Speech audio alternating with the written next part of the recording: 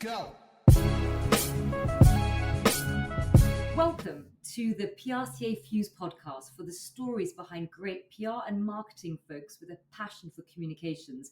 Hosted by myself, Farzana, speaking every fortnight to trailblazers in and around our industry. Our special guest today is Professor Lee Edwards. Thank you. Thanks for having me.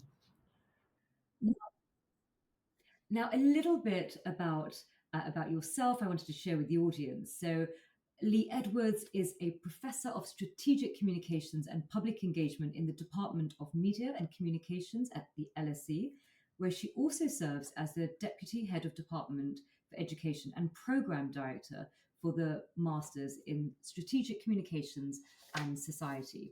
She teaches and researches strategic comms from a socio-cultural perspective, focusing in particular on how power operates in and around public relations work. She also explores the way in which public engagement as a form of strategic communication can extend and enhance citizen participation, particularly in relation to aspects of media policy, such as media literacy. She is the author and editor of a number of publications, including the forthcoming Handbook of Promotional Culture and Society, Public Relations Society and the Generative Power of History, Understanding Public Relations, Theory, Culture and Society, Power, Diversity and Public Relations, Society and Culture. She's also published numerous journal articles and book chapters and is a regular contributor to the field's disciplinary conferences. Before she joined academia, Professor Edwards worked for 6 years as a PR professional in New Zealand and the UK, specialising in technology PR and providing consulting services to a wide range of organisations, including Microsoft. My God, Lee, that you are so prolific. You have written so many books. My God, it will take a lifetime to even follow and read all of your work. I want to know, you're clearly so busy juggling so many different aspects, from academia to producing papers and books. How on earth do you juggle everything? What's your typical work day in life? That's a really good question. As with all jugglers, I don't feel like I juggle very effectively at all, but I always start early. So I'm usually awake at about 6 and sometimes 5:30 if I've forgotten to do something. And I think the useful thing about having kids is that you stop, actually. So I used to kind of start at 6 and then, go through the day, go to work, etc.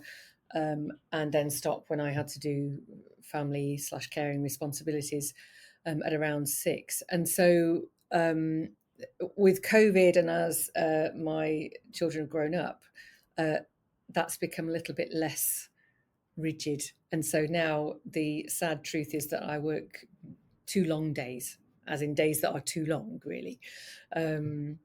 But juggling, I think juggling is a really great thing. Having a job that has so many different aspects to it, being able to do so many different things, the teaching, the research, indeed the administration as well, which is really fascinating. And I work with some fantastic people, so I'm really lucky, I think.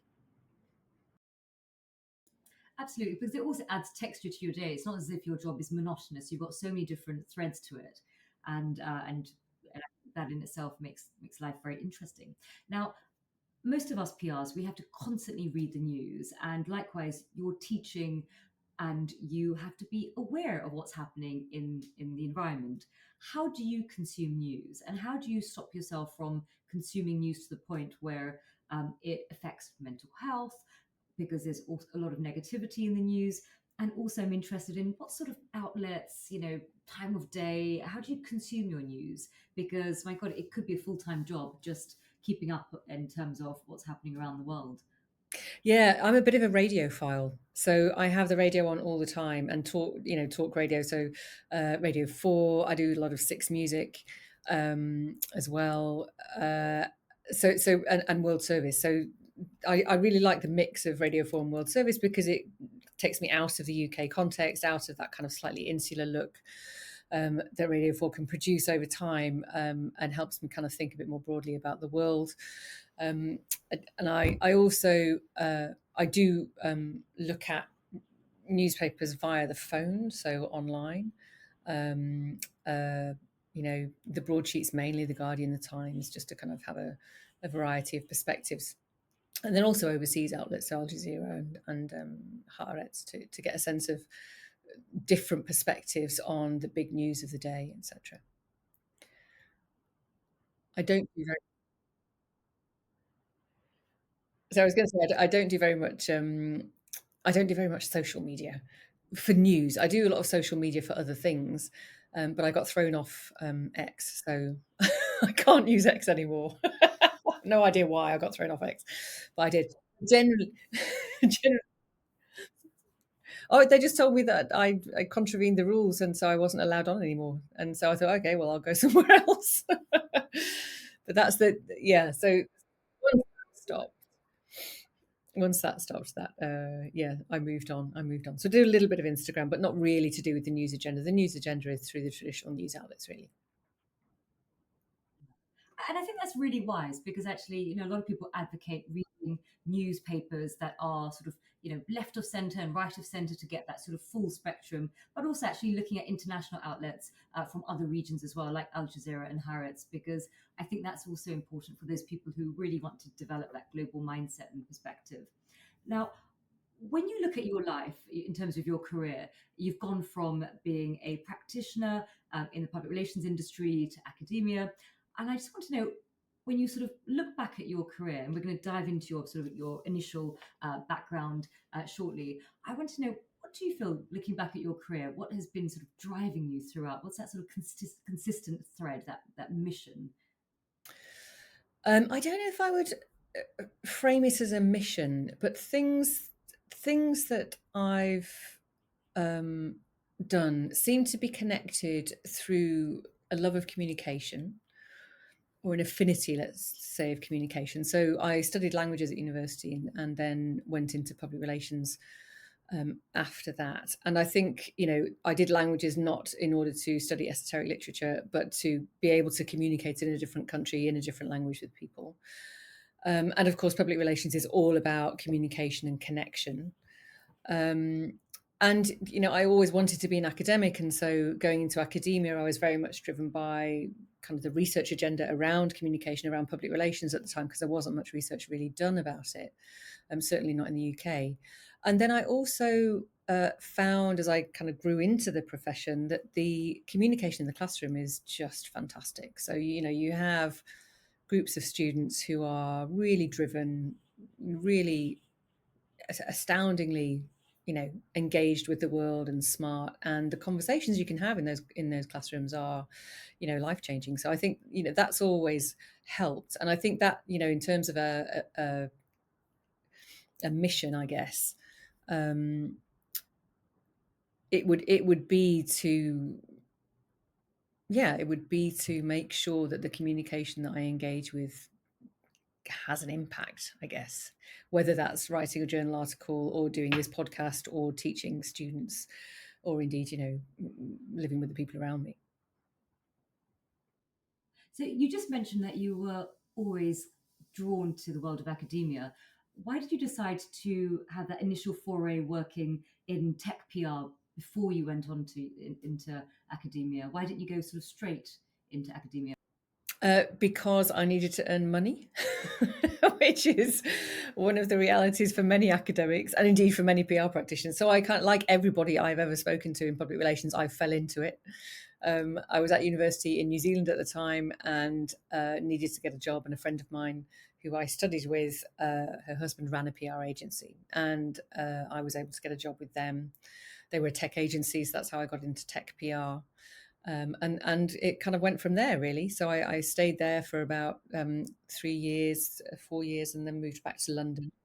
But it was a fantastic experience. One of those, you know, it was my first foray really into the world of work, into the world of kind of professional environments, and understanding how communication works and how important it was quite unusual. And I think I was lucky because I also worked with an agency who at the time really got it. They really understood why what they were doing was so important. And this was the mid-90s. And so it was quite unusual to be in that position. And how many years did you spend working in the PR industry as a professional before you decided to segue into the world of academia? So I did about 6 years, and 2 of those were back in the UK. And I came back at the time when Alistair Campbell was Tony Blair's, right hand man, and there was an awful lot of discussion in the media about how he was all powerful and an incredibly mysterious and yet unelected guru that was determining the shape and the direction of government. And regardless of the truth of that, I was a public relations practitioner who was on the phone trying to sell stories into journalists about Microsoft, and nobody cared. And so I didn't feel very powerful at all. So I was really curious, I think, after those 6 years, about what the impact of the profession actually is in society, why it is seen as such an influential group of people, um, and therefore what the disconnect might have been between Alistair Campbell and my job. Particularly also because I was working for an immensely important company at the time. I was working for Microsoft, and they had a huge influence on the world. But nonetheless, the stories I was trying to place were not very popular. So it was that really, it was that prompted me to think more about power because of that disconnect between my own lived experience and the way that people were talking about the profession as a whole. And that's then what took me back into academia. Do you think there's quite a gap between the perception of PRs versus the reality? Because I remember when I first sort of entered into the industry, I was only aware of absolutely fabulous and that sort of the fashion PRs, and then on the opposite spectrum, you have these sort of shady, powerful political operators, and there's not much in between. And that really, and it's so ironic for an industry that is about reputation that it's reduced to these caricatures. Yes, I think that's true. I think that's probably true of a lot of professions, though, in the sense that the if you take lawyers, people say I'm going to be a lawyer because they see dramas on TV with fantastic barristers winning incredibly influential cases and saving the world, and that's not the day-to-day slog of law. And so I think there's always a bit of a disconnect in that professional context. I think the problem with public relations is that, you know, people pick up on the glamorous bits or the mysterious bits. And one could argue that the day to day is exactly that. It's kind of day to day. And so it's not that interesting. And maybe people don't want to find out more about it. And, how to produce a media report and the fact of producing a media report is not necessarily a draw into the profession. I think what's more important, perhaps, for the presentation or the public understanding of the profession is to understand the impact that it has. So, not so much what is being done, but what the effect is of that work on the ways that we think about the world. And if that were clearer, I think then people would be more interested in the profession, not only just to work in it, but also, to discuss its role in society. So your initial interest was about power dynamics and how the PR industry shapes influence on behalf of their organizations. Did you ever pick up on the sort of the negative aspects of PR? Because I remember when I first entered into the industry, and I have quite a few journalist friends, and they would always talk about PR as the dark side. And I would sort of remind them, well, you also have PRs that work in the NHS, that work in charities, and you often have many arguments of, is PR ultimately a neutral tool that could be used depending upon the intent of the person utilizing it, so it could be used for good or for bad, or is it inherently bad because it's about manipulation and persuasion, and ultimately you're not giving the full truth, you're cherry picking what suits your agenda? I mean, I think that question strikes at the heart of why power in public relations is so complicated, because it can be bent to whatever purpose you're using it for. That makes public relations very malleable. I'm not sure that I would say that it's neutral, because the challenge with saying something is neutral is that you then absolve yourself from all responsibility of the consequences of your job. And I think that's a dangerous world for PR practitioners to live in.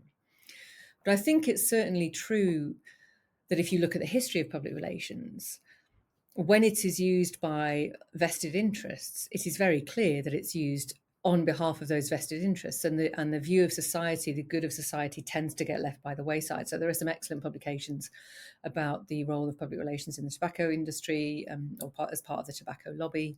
Also, more recently in the environmental movement, where the profession is not only engaged in, pushing forward one side of a debate perhaps a little too aggressively, but has actually reframed the terms of the debate to reframe words that might otherwise be damaging to their clients' interests. There's a great example. I'm old enough to remember the big campaigns on litter picking in the 1970s in the UK, and we were all, we went to school and we were all told to pick up our litter afterwards. And you still see, don't drop your litter. The litter picking campaign was researchers in the US kind of identified that was part of the process of the environmental lobby. To kind of shift the focus away from fossil fuels and more towards individualizing responsibility for the environment, which stopped us asking bigger questions about the impact we were having on the planet. So, those kinds of reorientations of attention are also tricky things, I think, for the profession to come to terms with. But I think it is important that we do that. I wrote an article a couple of years ago about relating to kind of the profession's response to misinformation and disinformation debates. And my point really in that piece was that, we have a heritage of producing misinformation and disinformation, and we have to accept that, acknowledge it, and then do something about it. You can't just simply say we can help solve the problem when you're part of the problem in the first place. So I think those aspects of public relations are complicated, they're there, and they need to be acknowledged. But that doesn't necessarily mean that everything that practitioners do is bad, not at all. You mentioned about the origins, and many sort of quote Edward Bernays as a modern sort of godfather of PR. And when you look at the work that he did, and particularly sort of campaigns for United Fruit and overthrowing and sort of toppling sort of government regimes in Latin America for commercial profit of his corporate client, and it's sort of astroturfing. And when you start looking into the origins, it is incredibly murky. And you can see why there's so much distrust between journalists and PRs. But when you talk about power, what do you think about the fact that, over the last sort of 15 years that I've been in the industry, the number of PRs have just risen and the number of journalists have reduced. And in a way, the journalists were sometimes the gatekeepers, where we had to get through them. We had to get our stories through them, and they would fact check, ensure that there was a balance there. They had sort of, researchers, good practice was to ensure that the other side was also sort of taken into consideration before they push out the article. And now those gatekeepers aren't there as much, because we can create content that goes direct into the public realm. And also, even if we do work with journalists, they're like 10% of the team resources that they used to have. So they're increasingly reliant upon PR.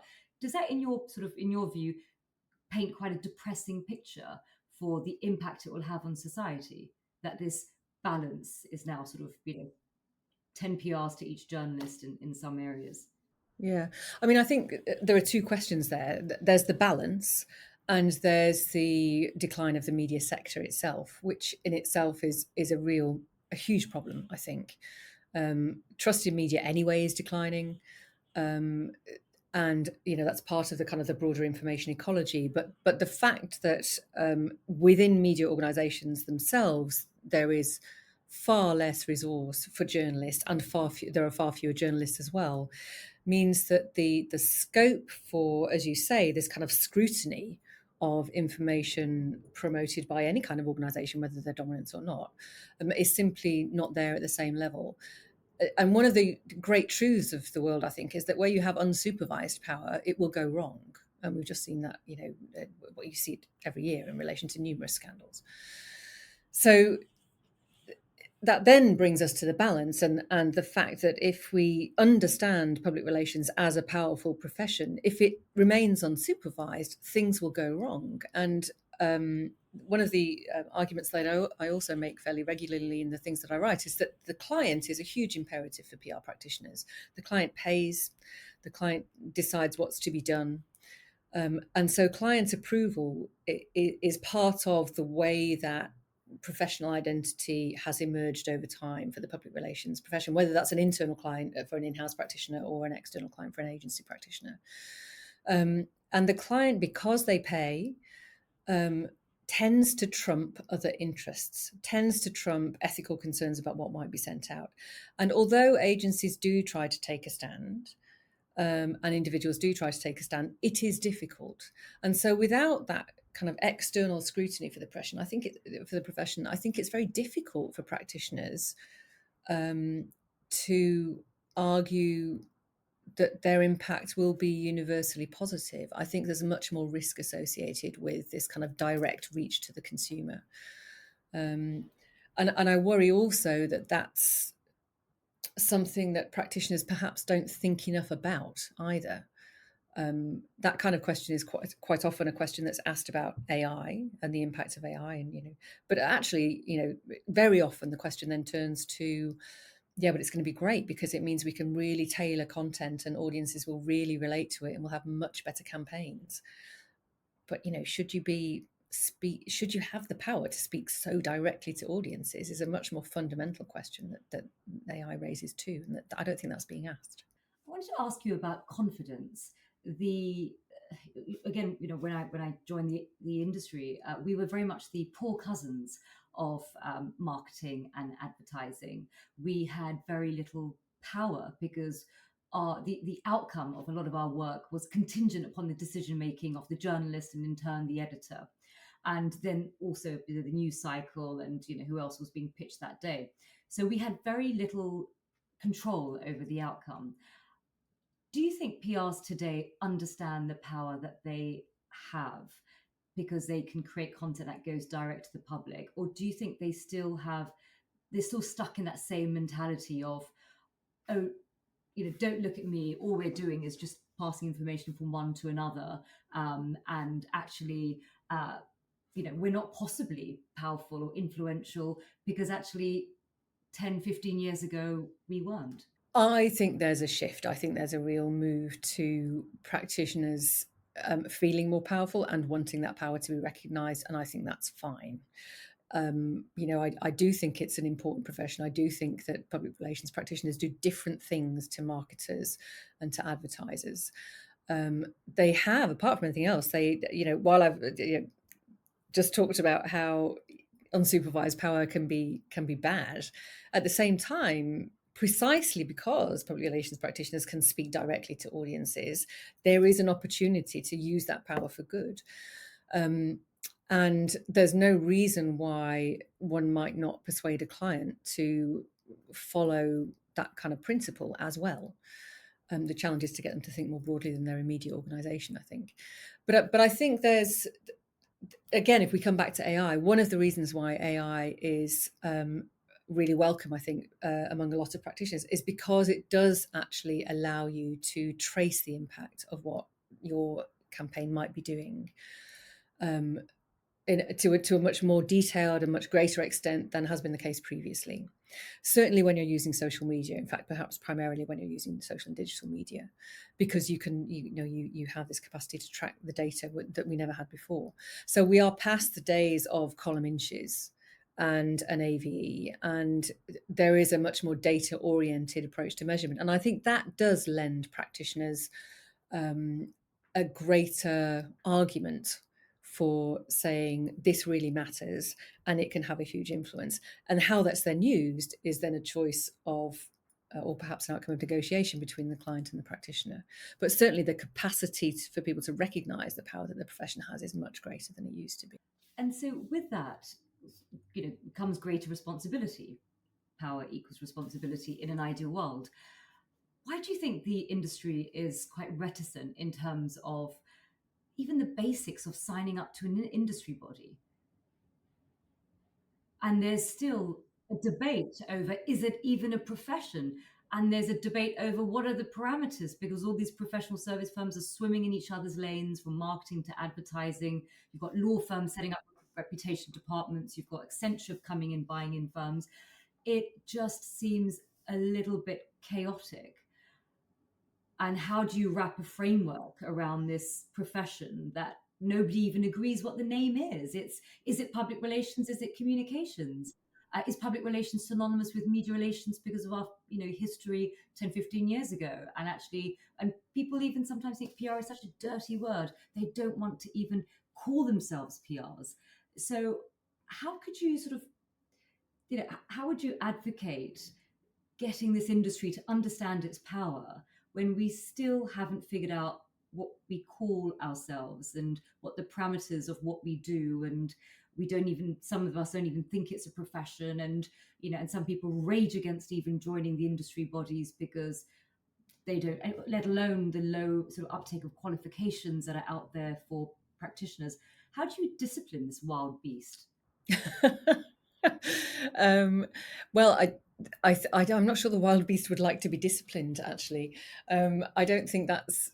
I don't know whether it's necessary. If I'm brutally honest, so my colleague Clea Bourne at Goldsmiths has done some fantastic work on the promotional industries more broadly, and those professional boundaries and how they negotiate those professional boundaries between each other.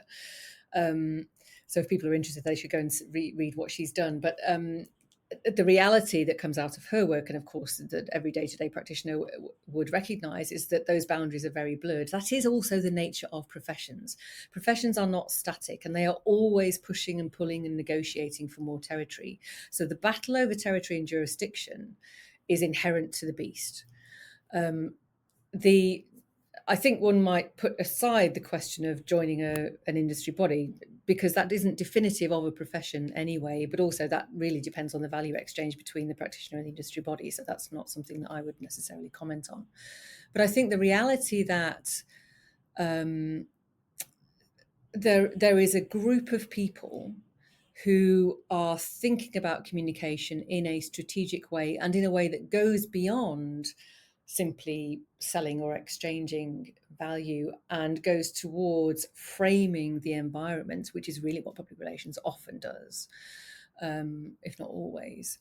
I think that's fine as a reality. Now, people might come in and out of that group. People might have different backgrounds, but that doesn't mean they're not necessarily any good at that. The key, I think, to creating a stable heart, if you like, of that group is actually in the ethical thinking around it, and the degree to which, again, we come back to power. People recognize the power that they have, understand what it is that they're doing, understand perhaps the unforeseen consequences of the campaigns they might be writing, and then kind of integrate those recognitions into their practice so that they become a practitioner who is working not just for a client but in the world and kind of sees the world around them in a much more holistic way. I think that would be a great move for anybody who works in public relations. But I mean, some of the other things that you've mentioned, like the name, and those are really also market driven things. And so am I not getting enough clients because I call myself PR instead of Stratcom? Those are valid market questions. I think in the end, the name is less important than the activity. And the technology will always morph and change, because any profession is going to, technology is universally available. Any profession is going to try and use it to gain the upper hand. So moving towards your role at the LSE as program director for the Masters in Strategic Communications and Society, why did you call it Strategic Communications and Society and not Public Relations and Society? I wanted it to be a broader degree than just public relations. So we look at the other promotional professions as well. We look at branding, we look at advertising, we look at marketing to a slightly lesser extent, but it's there to some degree. And we look at public relations and also the digital side of things as well. Influencing. There's a whole range of different things that can be included in Stratcom that you wouldn't necessarily be able to include in public relations. So yeah, it was really about what prospective applicants would read into the title. So Lee, I read somewhere, and I think it was Richard Bailey's LinkedIn, where he talked about how the undergrad courses have been in quite a dramatic decline over the last sort of 15 years. But the good news stories is that master's programs are still very much alive and kicking. And I wanted to just understand from your perspective, why has that happened? Well, why has undergrad sort of gone into decline, and why are sort of a masters actually the good news story in terms of education for communications? Yeah, it's an interesting question. I'm not so sure. I'm not so sure I can answer the one about undergraduates because I haven't taught undergraduates for 7 years. At the LSE, we only teach masters courses.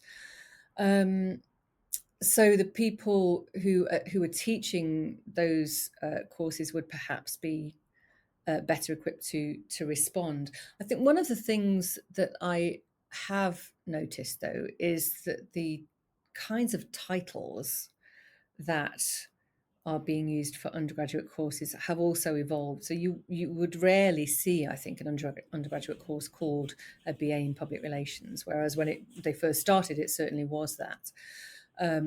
So perhaps it's something to do with the broadening of the profession, as we've just been talking about. I think at the master's level, what we see is that people come in with a recognition of the roles that they want and therefore a desire to specialize a bit more after perhaps a different kind of undergraduate degree or a more generic communications related undergraduate degree. So I think the fact that they're a little bit older, some of them have worked already, some of them are mid-career and are doing a change in career.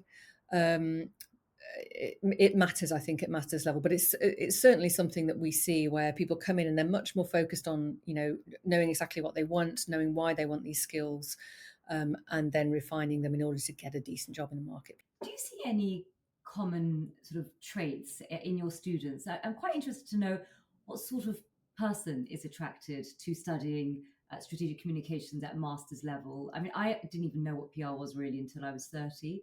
I just never met a PR person. Other than through my screen watching Ab Fab.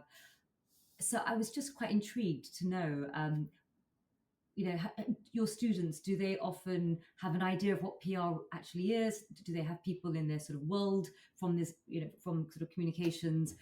Do they often have a gap between what they think it is and then when they do the masters they realize what it actually is? And any commonality of traits that you see? Are these people who are interested in power and influence? Yeah, they're all interested in power and influence because they come on my course, which is all about that.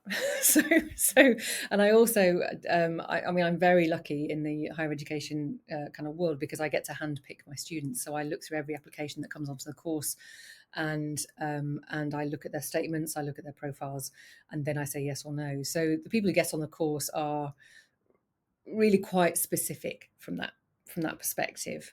At the same time, they're really diverse. So they come from, I think in a class of 35, 40, I have at least 17 different countries usually, and a huge range of different backgrounds as well, and a huge range of different interests. So some much more interested in corporate communication oriented activities, some much more interested in activism or non-profit sector, or indeed government. So there's a whole range of interests from that perspective. But the purpose of the course, and I make it very clear in the marketing material for it, is to understand the role that communication plays in society, including its power, and including all of the challenges that entails for communicators around the digital, for example, and the advent of AI, that kind of thing. And so we have really broad and engaged conversations about their different experiences of communication, the dilemmas that they see communication presenting to people as well as to themselves, as well as to organizations through their day-to-day lives, perhaps in the times that they've spent before they came to the classroom, and then also through their year in London, of course. So they're all interested in these tensions, these contradictions, and the kind of problems, I suppose, that make the communications profession so interesting. But what I want to do certainly with my students, and I think most masters teachers would say the same thing, is that we want them to leave that year with a much better critical understanding of the profession, by which I don't mean that it's a criticizing perspective of the profession. That's not what we mean. But a critical understanding means that you can recognize the power that it has and think about it actively when you are then in your role.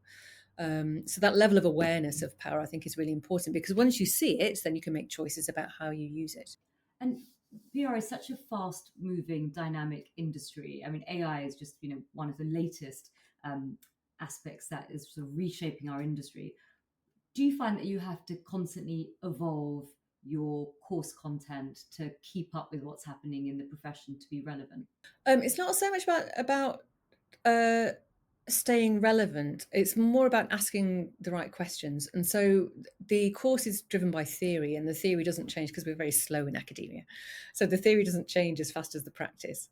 And uh, and so, probably the theoretical kind of elements get updated every 2 or 3 years. The practice changes all the time, as you say.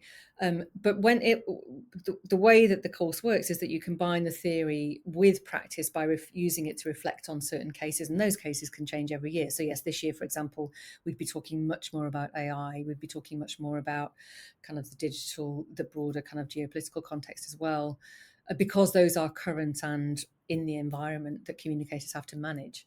Um, so yeah, it's not so much reworking the course, but it's reworking the thinking in the course in order to make sure that it stays relevant, not just to the profession but to the students as well. So, so, um, so Lee, what about people like myself who can't go back to university and do a master's, but they want to just develop a bit more sort of academic rigor around the work that they do in practice? Does the LSE have short courses, summer courses, part-time courses, or is it just like a master's offering for students that are full-time? No, we do actually. We have two courses on strategic communications that I've developed with my colleague Claire Forbes in the last couple of years. So one of them is a straight strategic communications degree, online course, and the other is a masterclass, which is a shorter class on sustainability and communication. So that was kind of an attempt to kind of push more towards the environmental context in communication, because that's such an important element, I think, in communication strategies nowadays. So those two are on the books. There are actually, I think, quite a lot of online professional development courses run by different universities. And if they're any good, they will be based on theory and kind of grounded in more academic thinking that you would find perhaps I think, as compared to what you would find in a CPD course run by the professional associations, for example. So definitely worth looking around for that. And as you say, I mean, they require a certain amount of commitment, but it doesn't mean that you're leaving work for a year and then paying a large amount of money. Absolutely. Well, that's good to hear.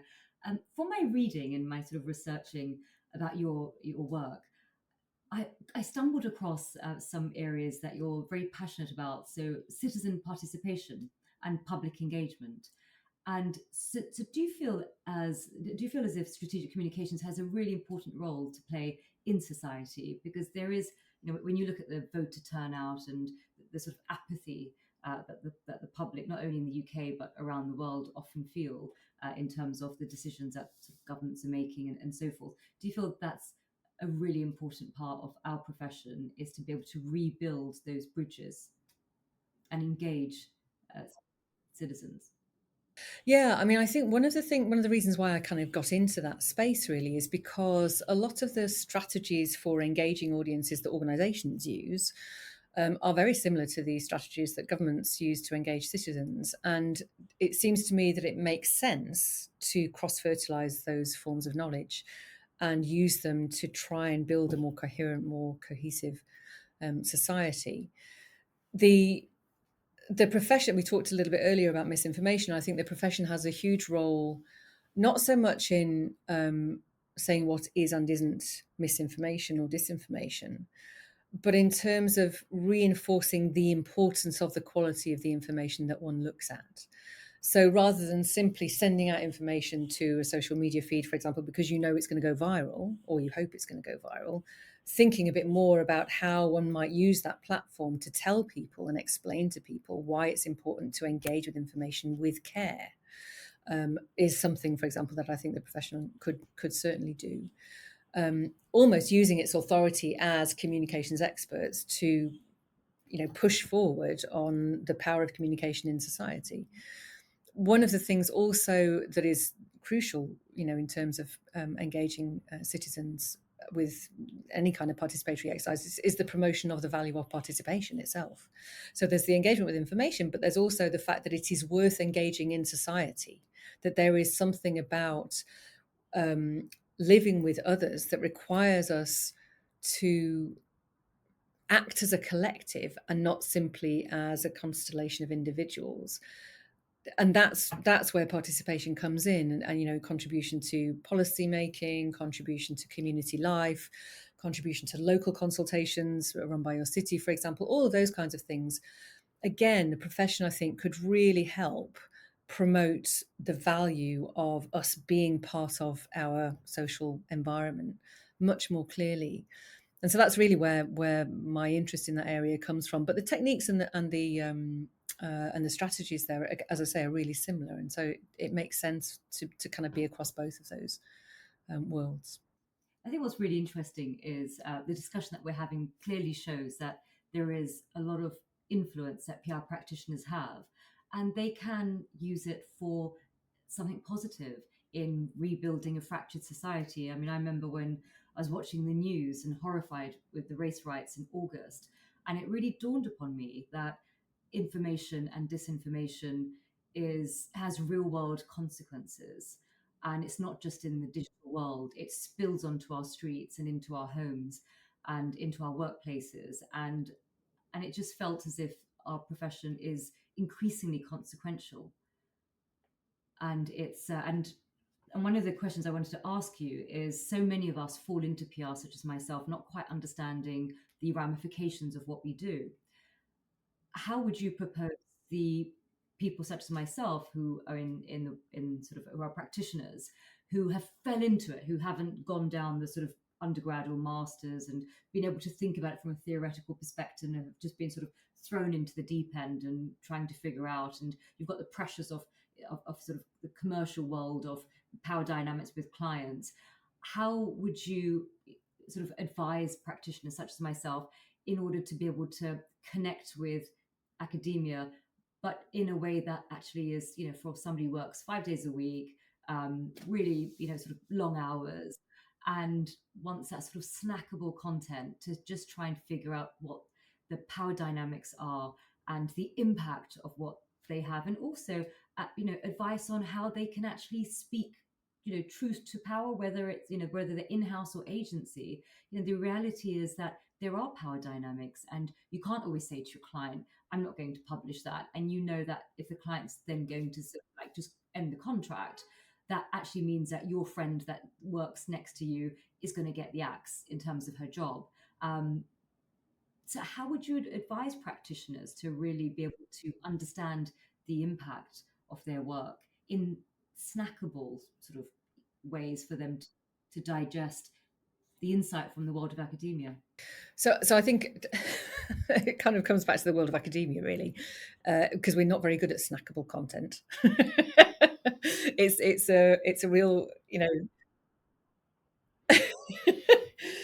I think we need to do a few more podcasts. I think, blogs, academic blogs are very good. Because they are designed to be externally facing. Media at LSE, they have a really good blog that has quite a lot of reach, and it's great to be able to engage with that when we have time. I think, and this is something that I say to students as well, I think sometimes if you pick up a blog, for example, by an academic, or a kind of a much more professionally oriented book than an academic book, written by an academic, the key thing is not to approach it as if you were an academic, but to pick out the key idea that means something to you. And so, for example, in the approaches that I take to understanding public relations and the Stratcom professions more broadly, I take the starting point that they are a socio-cultural. It's a socio-cultural orientation. In other words, they are professions that may work for an organisation, but their impact is on society and culture. And what I mean by that is that if you are selling washing machines or promoting washing machines, you are promoting a way of life as well as a specific device. Mobile phones might be just a bit more useful, a bit more readily used as an example. But if we take the washing machine, if you look back to the 1950s when washing machines were first being promoted to housewives, this was not about wash your clothes in this machine, it looks great. It was about, it will save you time, it will make you more popular with your husband, it means you can go and have coffee, it means your house will be sparkling. All of these things that were tied into the broader social and cultural values that were embedded in society. And we still do that. When we craft messages, we craft messages that resonate because they speak to or challenge the values that we have as a society. And this is where activist movements come from. This is where, change happens, really. So I think if a practitioner is thinking about, okay, I work for a pet food company, what does power mean to me? It's still about, how you are framing the world of humans and animals as coexisting, or how you are defining a good relationship with a pet. And that might be designed to sell a certain type of food, but nonetheless you're instilling those values into the people that you're trying to speak to. And so if you take a slightly different starting point and take a step away from the clients and away from the organization, you can think of the profession in a broader sense. That question about what do I do when I have a dilemma? How do I push back against the client? I think in the end is something that can only ever be decided by the practitioner in the moment based on their own personal and professional values. I always remember when I moved to the UK, um, and I just started in the UK, the London offices of the company that I was with, and there was a woman there who was absolutely fantastic, and she left after about 4 months. She was quite new to the profession, but she left after about 4 months because she was working on a tech client, and she just did not want to do that kind of promotion. She didn't believe in the kind of increasing profile of technology at the time, and she left and she went and worked for Age Concern, I think it was, or a charity. And so that was much more, so she did do the exit route, but that was because it was a very personal context for her that she couldn't live like that as a professional. And I think in the end, we have to take a step back and say, okay, what is bearable for me? And what do I have to change? And maybe one tries, maybe you can try and then see what happens if you try, because sometimes I think we anticipate a negative response when there isn't one. Or when there is an openness to conversations. I think the other thing that can happen there also very usefully is that often it's harder to do that if you're more junior in the profession. So reaching out to older professionals, to more experienced professionals who can mentor you in a particular situation, as in any place of work, that can be incredibly useful as well, and can give you a little bit of courage to make the step. But in the end, it's a personal decision, really, with so many factors playing into it. And also, I think it's up until recently, PR's never really had a sort of direct line to the C-suite. And to the CEO and the board. And increasingly, particularly after COVID, there's been a real need for CCOs, to join their CMO counterparts on the board. And having somebody senior in organizations with a comms background, I think because there's also an element, especially when you're working in-house, you have to educate your internal stakeholders into, into and get them to understand something that's quite complex in terms of power dynamics and context and risk and reputation and so forth. So I think the higher up the PRs go within an organization, then the more likely that the leadership will be able to make room for juniors to be able to voice their concerns. At least, because I think the other thing is, I work a lot with sort of C-suites, and I have noticed something that's really positive was there's an increasing appetite for somebody with an understanding of communications because of the reputational risk that now is becoming increasingly relevant in the valuation of companies. And that is I think a positive, and that will bring cover to junior PRs that find themselves in these very sort of compromised positions. I so I noticed you mentioned AI a few times in this conversation, and do you feel the do you feel the industry is ready for the ramifications of AI? Do you think that collectively there's a good amount of noise that's cutting through in terms of the opportunities as well as the threats, not only to our profession, but also to society? Do you think people are waking up? Well, do you know, it's really interesting because I was looking at, I did a small pilot study on the use of AI in public relations back in spring. And I'm just in the process of somewhat belatedly writing up the report of that. And so I've been doing some looking around to find out what the latest professional discussion is about. And actually, what's the interesting thing is that it's kind of petered out. So there was loads in 2023, a lot of discussion, a lot of kind of worry, um, a lot of people thinking, oh, I must use it now, and then trying it out and not really liking it, and so stopping again. But the general feel, apart from there's a recent one, a recent report by Stephen Waddington's Future Proof kind of project. So he's just recently released a summary of the kinds of tools that are out there and that are being used by the profession. And an awful lot are being used. Over, I think it's about 10,000 tools is in one of the databases that he drew on. But the reality is that I think, based on the study that I did, I think it will creep in and be absorbed because it's being built into suites of software already, like Copilot, etc., and Gemini. We won't notice it; it just becomes part of the day-to-day. The real change will come from those practitioners who are fascinated by it and really try and push the boundaries with it, and they will try and do new things and better things, and that's where the innovation will come. But there aren't that many of those practitioners, actually. Most people will just kind of use it as given. One of the things that has come through really clearly from the conversations that I had back in March and April is that there is very little guidance and there are almost no guardrails.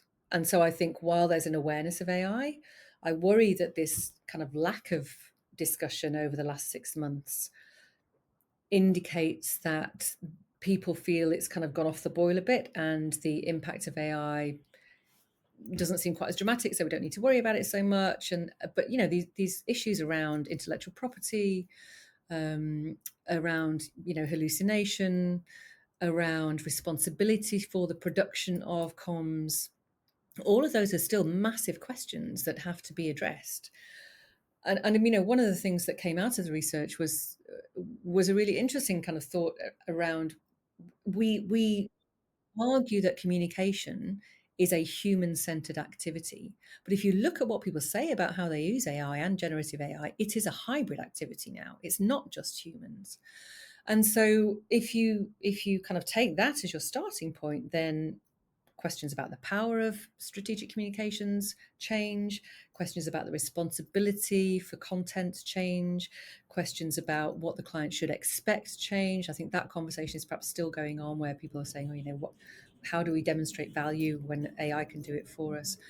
But also, because of the rapid expansion of AI, questions about the limits of both human capacity and artificial intelligence capacity and their combined kind of value also arise.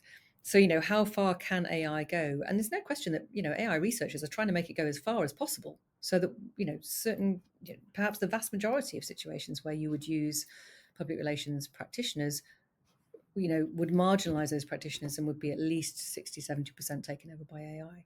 So I think it's still progressing pretty rapidly, but through the embeddedness of the software that, of course, the companies have very cleverly developed as their strategy to increase uptake. The danger is that I think, and one practitioner said this, in the interview, that we're kind of sleepwalking into that world, and it will be too late. So I think the professional associations really need to step up to the plate there. That's really interesting. I've also noted, just from some friends of mine that run agencies, they haven't been hiring interns as much as they used to, because some of the work that was traditionally given to them, research, sitting in at meetings, and taking sort of minutes, and you now have AI softwares like Otter that sort of just take all of it's transcribe and take minutes and it's absolutely astonishing. And and then you start to think, well, actually, what work will there be for the interns that want to initially come in if a lot of that aspect is sort of moving into these AI tools? So it definitely, I think, it's multiple ramifications. That I agree. I think there isn't a sort of a holistic mindset around how it's going to impact us, let alone society. I wanted to touch upon diversity. I noted that you have written a book, which I would love to order. Are your books available on Amazon? Probably. I've never looked actually, but I can send you a PDF copy. Okay, okay, I'll double check. And, so power, diversity, and public relations, and really talking about the intersection of power and diversity. Can you talk us through a little bit about your work in this intersection and just share some insights for us? So yeah, so that was a project that I started in 2010, or that kind of finished in 2010, actually 2009 to 2010, and it came out of the PhD because in the PhD I did a survey of practitioners, and I thought I'd done it wrong because it was a survey of kind of tastes and cultural kind of activities, and I saw it was a quantitative survey. I produced a graph at the end of it, and there were all of these blobs in the middle of the graph, and I was convinced that I'd done it wrong. And then I realized that actually it wasn't wrong. The reality was that the profession was incredibly homogenous in terms of the types of cultural norms that people had. And that made me think, okay, but not everybody can be the same. So what is it like if you're different from the norm in some way? And that took me into the study about diversity. And the arguments that I make in the book, and I've kind of stuck to really in the consequent or the subsequent work that I've done in the area of diversity, or that I've written about, is that diversity often is presented as a problem that needs to be solved by increasing numbers, or making more space for people who are different, or educating those people in a different way so that they understand what's required and they fit in better, so that they are more likely to get jobs. And none of that, I would argue, displaces power, because really genuine diversity, is about power sharing.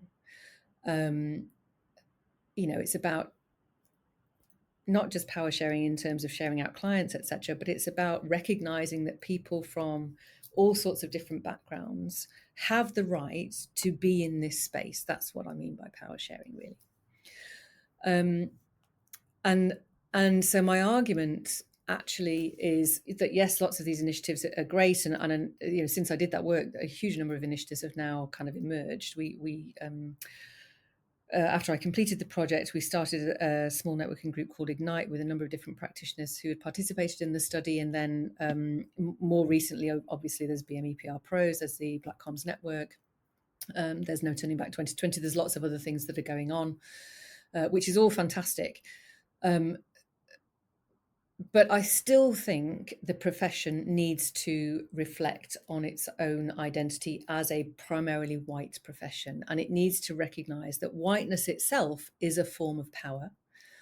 And until you start to really examine what it is about that, and I use whiteness in a kind of a broad sense, that intersectional privilege that enables you to stay in place while others struggle to share your space or that space, then you won't really address what needs to change. And I think this is one of the reasons why, despite the huge number of initiatives and very clear commitment from both professional associations to improve diversity, nothing changes. If you look at the stats, nothing changes.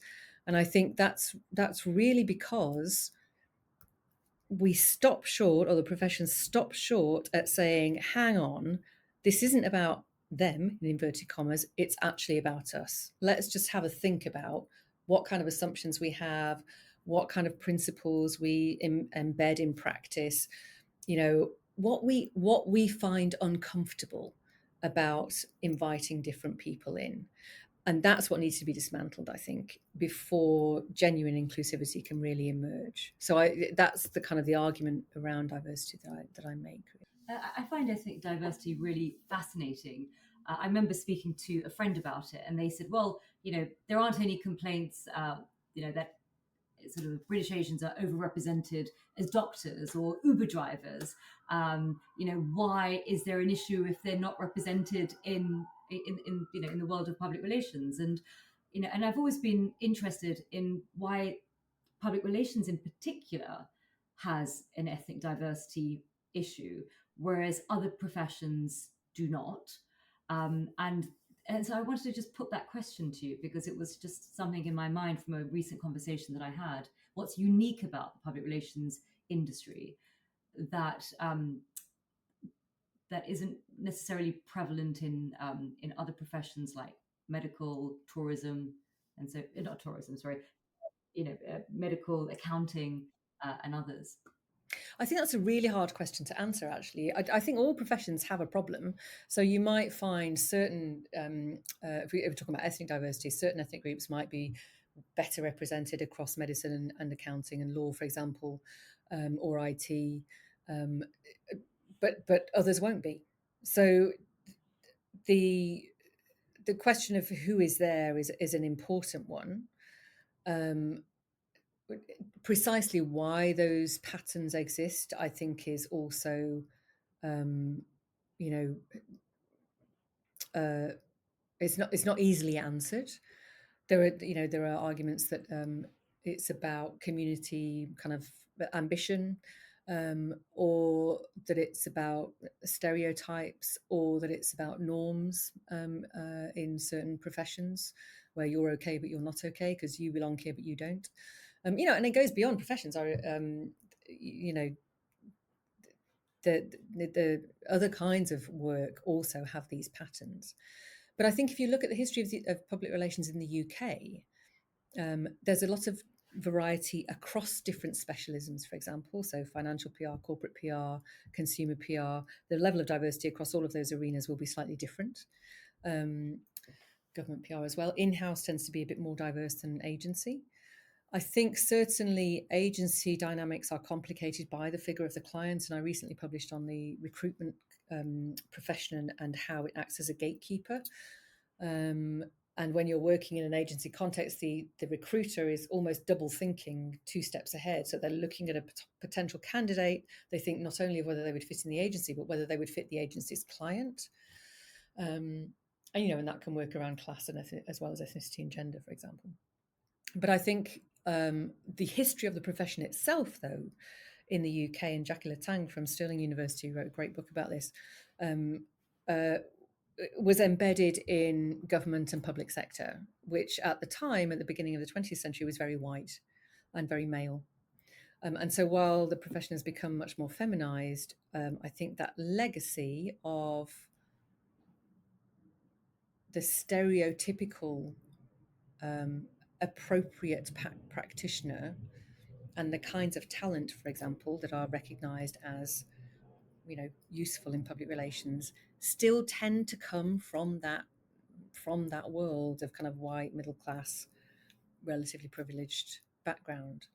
And I think that's it's amazing how those things stick, but they are really sticky. And I think practitioners themselves would say that's ridiculous. That I don't recognize any of that in my day to day. But if you ask people who are marginalized in the profession, they say that. And actually, to be honest, it's the people outside the space who see the space for what it is. And so I think it's really important to acknowledge. Yeah, I think it's really fascinating, not only from sort of an ethnic diversity perspective, but socioeconomic, the overrepresentation of privately educated practitioners versus state educated, and also the dominance of London over the regions. So there's so many intersections, which makes it particularly difficult. Now, thank you so much. This has been so fascinating, and I wanted to end on asking some quick fire questions, if I may. Now, this is going to be a huge accolade to whoever you're going to name because you're a professor of strategic communication. So as soon as you give this name, everyone's going to Google who is this person that you admire. Who is the communicator that you admire the most? It could be past, present, historical figure, someone you know, someone you don't, and they don't have to be a PR person. Just somebody that you have thought, that person is a brilliant communicator. Do you know, I I tried to prepare this question and I couldn't settle on a name. So I'm not going to give a name, but I am going to give some principles that I think always hold. Um, People who have empathy are always really impressive because you feel like they're genuinely talking to you. They're not performative. They really mean it. I think people who are able to communicate complicated ideas in very simple terms are also invaluable. And I know, always impressive, really quite rare. People tend to overcomplicate things. And when I say communicate a complicated idea in simple terms, I don't mean here's your three messages, stick to your three messages. Those are the worst kind of communicators. And the final thing would be that they listen.